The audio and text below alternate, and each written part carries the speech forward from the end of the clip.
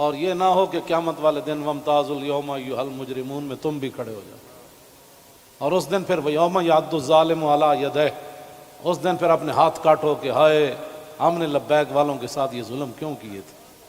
لیکن آج لے ان کی پناہ، کوئی ہمارے مقاصد ایسے نہیں ہیں۔ آپ کو ایجنسیاں غلط رپورٹ دیتی ہیں، اور انشاءاللہ یہ قیامت والے دن انگلیاں بھی بول پڑیں گی۔ جو تم ہمارے خلاف جھوٹ لکھتے ہو نا کہ یہ منصوبے بنا رہے تھے، یہ دہشت گردی کرنا چاہتے تھے، ہمارے یہ مقاصد میں ہی بات نہیں ہے۔ ہم تو اتنا چاہتے ہیں کہ بس سفیر نکال دو، بات ختم۔ ہم نے کیوں اس کو آگ لگانی ہے؟ ہم تو یہ جو ادھر کھڑے ہیں نا، وہ درخت کا پتہ کاٹنے کے لیے بھی ہم تیار نہیں ہیں۔ اب تم ہم سے کون سا وہ سند لینا چاہتے ہو؟ وہ ذرا سند اختیار کر کے مجھے بھی لاہور بھیج دینا کہ پاکستان کی اس طرح بندہ محب وطن ہوتا ہے، یہ سند ہے اس کی۔ ہاں، ہم ہمارے شاہ صاحب کو بھی بھیج دینا، اور ہم پھر آپ کو اس پر سائن کر کے بھیج دیں گے کہ جی محب وطن وہ ہوتا ہے۔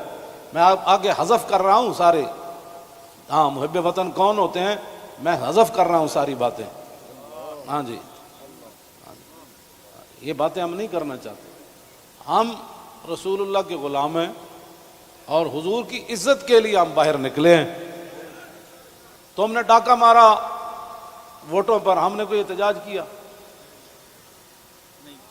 کہ کچھ بھی نہیں کیا۔ آئندہ بھی ڈاکہ مارو گے تو کیا کرو گے؟ سدا تم نے رہنا ہے، حضور کا دین تو آنا ہی آنا ہے۔ یہ شاہ صاحب نے جو گفتگو کی ہے نا، اقبال قلندر لاہوری کہتا ہے حلقہ درویشاں وہ مرد خدا کیسا، اے حلقہ درویشاں وہ مرد خدا کیسا، وہ جس کے گریباں میں ہنگامہ رستا خیز۔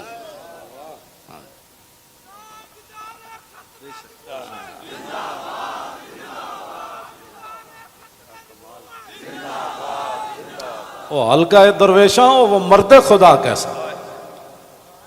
ہاں اللہ، جو ذکر کی گرمی سے شمع کی طرح روشن، جو فکر کی سرعت میں بجلی سے زیادہ تیز۔ حلقہ درویشاں وہ مرد خدا کیسا،